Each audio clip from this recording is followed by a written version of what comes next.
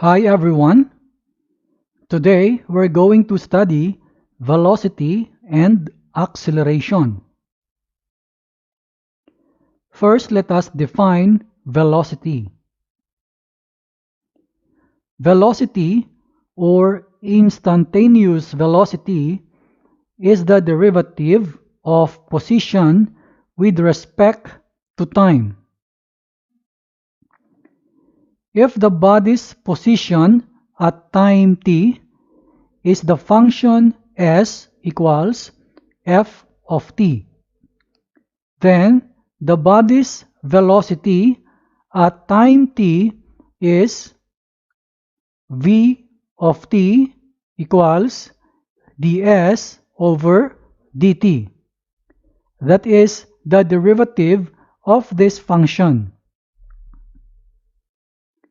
In relation to the average velocity, we write here that the velocity is equal to the limit of delta s over delta t as delta t approaches 0. So this is equal to the limit of the function f of t plus delta t minus f of t all over delta t as delta t approaches 0. Now, speed is the absolute value of velocity. So the speed is equal to the absolute value of v of t, and this is equal to the absolute value of ds over dt. We have here notes. Number 1, if velocity v of t is more than 0, that means the velocity is positive. The particle is moving from left to right or forward. Number 2, if velocity v of t is less than 0, or we say velocity is negative value, the particle is moving from right to left or backward. Number 3, if velocity equals 0, the object is at rest. Now let us define acceleration. Acceleration is the derivative of velocity with respect to time. Thus, we write a of t. A here stands for acceleration. This is equal to dv over dt. We take the derivative of the function of velocity. Or we say that this is d square s over dt square. This is the second derivative of the function s. Now let us discuss speeding or slowing of the particle in relation to velocity and acceleration. If both the particle's velocity and acceleration are positive, each speed is increasing in the same direction. Now, if both the particle's velocity and acceleration are negative, each speed is increasing in the opposite direction. If velocity and acceleration both are having opposite signs, then the particle is slowing down.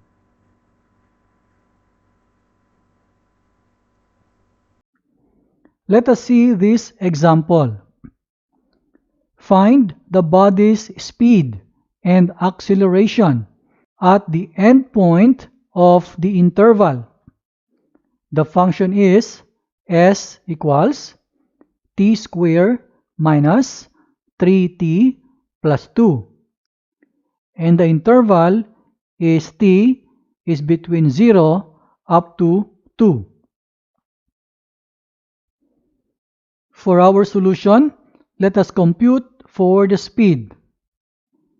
By the way, we know that the speed is the absolute value of velocity. Our formula for velocity is v of t equals ds over dt. That is the derivative of this function. So we have the derivative of t squared to be 2t, then minus the derivative of 3t is 3.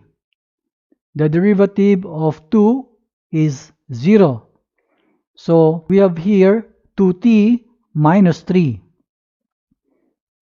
Now at t equals 2.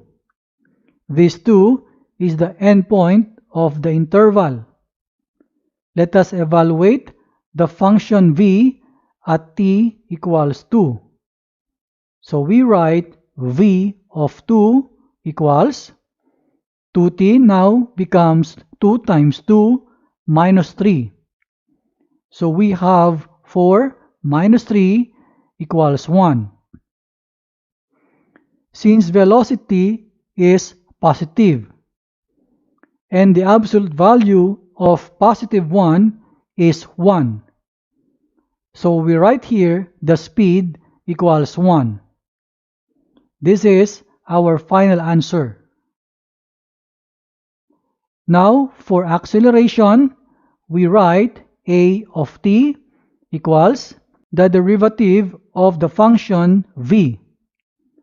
So derivative of 2t is 2. Derivative of negative 3 is 0. So dv over dt is simply 2, and that is a constant. Evaluating the function a when t equals 2, and we know that this 2 comes from the endpoint of the interval. So we write a of 2 is equal to 2. This number 2 here is simply the value of the derivative, which is a constant. This is our final answer. We have the acceleration to be 2 and our speed is equal to 1. Example 2. If the position of a particle at time t is given by s of t equals t cubed minus 10t squared plus 20. Find the velocity and acceleration of the particle at time t equals 3. Let us get the velocity, and that is the derivative of the given function s of t. So derivative of t cubed is 3t squared. Derivative of negative 10t squared is negative 20t. Derivative of plus 20 is 0. Then let us get the velocity when time equals 3. That means let's evaluate v of 3. So we have 3 times the square of 3 minus 20 times 3. 3 squared here is 9. 20 times 3 is 60. So 3 times 9 is 27 minus 60. So we have negative 33. And the unit of measurement is meter by second. What about acceleration? This is the derivative of the velocity function. So let us take the derivative of the function. Derivative of 3t squared is 60. Derivative of negative 20t is negative 20. Now let us get the acceleration at time t equals 3. That means let's evaluate a of 3. This is the function, so a of 3 equals 6 times 3 minus 20. The product 6 and 3 will be 18 minus 20 is negative 2. And the unit of measurement, meters by s squared or seconds squared.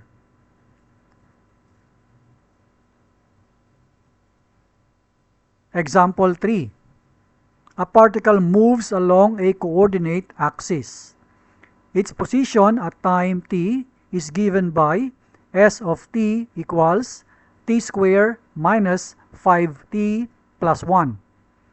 Is the particle moving from right to left or from left to right at time t equals 2? Note that the velocity of particle can tell whether it is moving from right to left or left to right. So, let us get the velocity function. Let's take derivative of our given function s of t. So, derivative of t squared is 2t. Derivative of negative 5t is negative 5. Derivative of plus 1 is 0. And given the time t equals 2, let's evaluate v of 2. So we have 2 times 2 minus 5.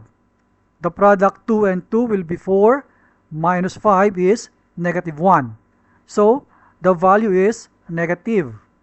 Then we conclude, since v of 2 is negative, the particle is moving from right to left.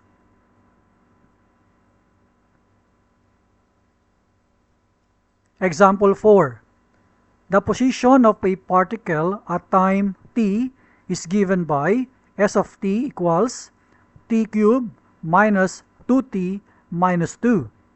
Find v of 1 and a of 1, meaning we take velocity at t equals 1 and acceleration at t equals 1.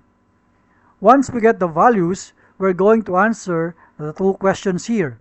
Question 1. Is the particle moving from left to right or from right to left at time t equals 1? Second question. Is the particle speeding up or slowing down at time t equals 1? So, let us get the v of t, that is the derivative of our function here. Derivative of t cubed is 3t squared. Derivative of negative 2t is negative 2. Derivative of negative 2 is 0. Next, let us evaluate v of 1. So we have 3 times 1 squared minus 2. The square of 1 is simply 1. 3 times 1 is 3 minus 2 equals 1. So v of 1 is a positive value. Next, let's have the a of t. Let's take derivative of velocity function. Derivative of 3t squared is 60. Derivative of negative 2 is 0. Next, let us evaluate a of 1. So we have 6 times 1 and the value is 6. So a of 1 is again positive value. Let us now answer question number 1. Is the particle moving from left to right or from right to left at time equals 1? The answer is, since v of 1 is more than 0, or we say positive, the particle is moving from left to right. Now the second question. Is the particle speeding up or slowing down at time t equals 1? Since v of 1 is more than 0 and a of 1 is more than 0, meaning both are positive, the particle is speeding up in the same direction